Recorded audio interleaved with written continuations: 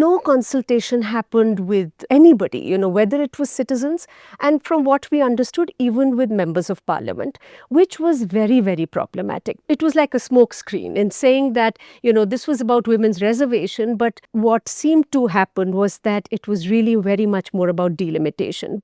This bit about we were not consulted, nobody was consulted, I find that, particularly in the context of citizens, not political parties, I find that kind of a sour grape story. That just because one section or some women or some groups were not consulted, they feel that since we were not consulted, everything is wrong. Because how do you know? The government may have had discussions with many women, many groups. So somehow this to me is not an argument which I seem to accept easily. The central government in 2014 adopted a pre-legislative consultation policy where when they bring legislation, they are supposed to put draft legislation in the public domain. There was nothing that was put out in the public domain. If maybe the government, might have consulted somebody, the government should put out who they were consulting with.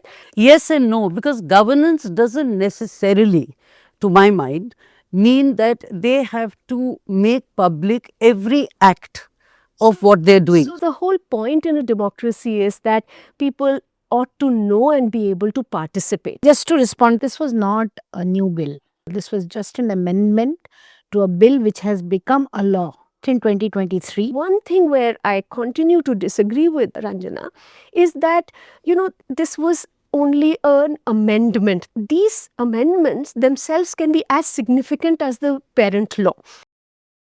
For those for whom this was important that women's reservation happen by 2029, they were bound to be let down. But what about shifting focus? From the few press conferences I heard, there were words like, "Aap log gadar machaiye."